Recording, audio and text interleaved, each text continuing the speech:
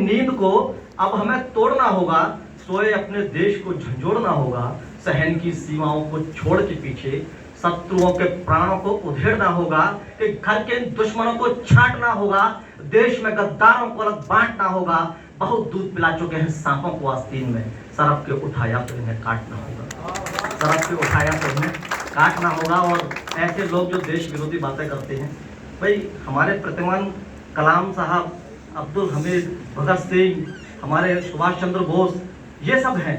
अगर ऐसे में भी कोई अगर देश विरोधी बात आती है तब मैं उनसे कहता हूँ, अक्सर हमारे राजनीतिक गलियारों से उठते तब ये चार पंक्तियाँ हुई कि फिर इतिहास में काली कहानी जोड़ दोगे क्या, फिर इतिहास में काली कहानी जोड़ दोगे क्या, बड़े जयचंद हो अपनों से नाता तोड़ दोगे क्या, कि जिस मिट्टी में पलते हो उसी को तहमतें देते, जो कुर्सी ना मिली तो अपनी माँ को छोड़ दोगे क्या, जो कुर्सी ना मिली तो अपनी माँ को छोड़ दोगे क्या। और जिन पंक्तियों के लिए ये पंक्तियां भूमिका थी, ये पंक्तियां जो चार थी वो भूमिका थी इन पंक्तियों के लिए, कि जो ऐसे प्रश्न उठाते हैं कि जब सेना की कुर्बानी पर भी प्रश्न उठ जाएं, तो ये चार पंक्तियां आप सभी के हृदय की मैं प्रश्न के रूप में रखता हूं कि युद्ध में सिंदूरों का दान कौन करेगा। मंच का ध्यान चाहता हूं कि युद्ध में सिंदूरों का दान कौन करेगा, अपने सपनों का अनुदान कौन करेगा, सेना की कुर्बानी कहकर प्रश्न उठाए, देश के लालों को बलिदान कौन करेगा, देश के लालों को बलिदान कौन करेगा। बड़ी विडंबना है, मैं अंतिम फेज में अंतिम स्तर पर जाता हूं और कविता जिसके लिए मैं ये भूमिका बना रहा था, एक कविता जो मेरे हृदय के बड़ी समीप है। अक्सर हमने देखा है कि शहीदों की स्मृतियों में द्वार बनाए जाते हैं, प्याऊ बनाए जाते हैं, पेट्रोल पंप बनाए जाते हैं, लेकिन ये सब स्मृतियां मात्र हैं। अगर केवल शहीदों के नामों तक ही हम रह जाएंगे, उनकी स्मृतियों को देखकर ही बस केवल चुप रह जाएंगे और उनको अपने हृदय में नहीं रखेंगे, तो बड़ी वेदना का विषय है।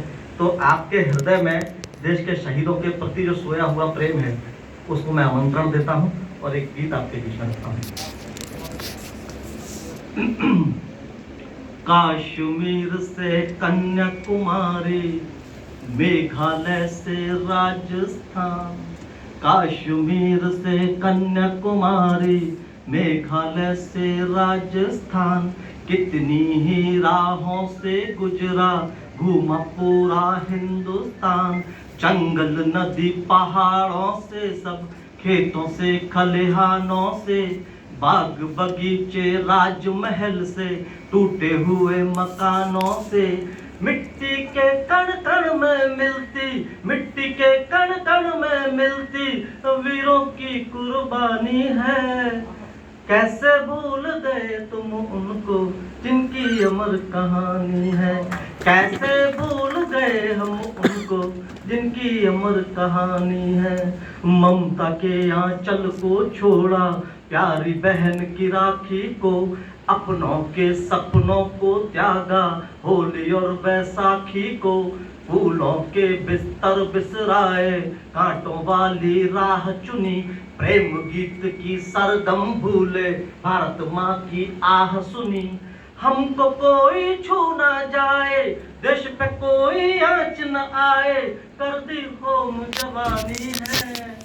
कैसे भूले उनको हम जिनकी अमानी है, कैसे भूल गए उनको हम जिनकी अमर कहानी। और कविता को उस वेदना की ओर ले जाता हूँ जो आप देखिए, आप ही समझिएगा, क्योंकि ज़्यादा मैं भूमिका नहीं बनना चाहता, कि इनकी माँ की बीमारी भी सालों राहें तकती है, इनकी माँ की बीमारी भी सालों राहें तकती है, बच्चों को बहलाकर पत्नी कितनी रातें जगती है, तूफानों में बाढ़ों में जब हम संकट में आते हैं, जान हथेली पर ले करके ये रक्षा को आते हैं।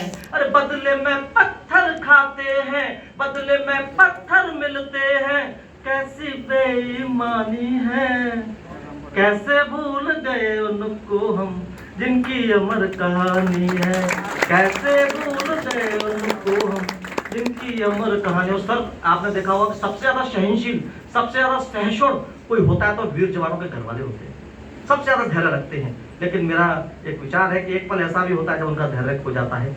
जो ब्रज के जो बेटा मथुरा के जो शहीद हेमराज, जब उनका तिरंगे में लपट के उनका जब उनका धड़ आता है और शीश नहीं आता, तो उनकी बेटी की वेदना के माध्यम से मैं वंदना आपके बीच में रखता हूँ।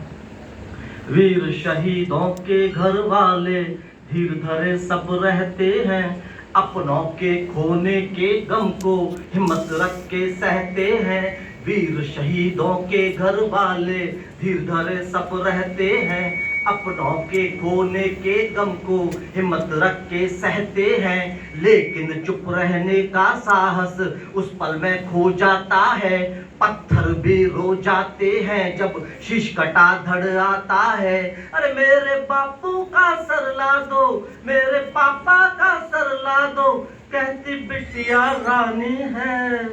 कैसे भूल गए उनको हम जिनकी अमर कहानी है।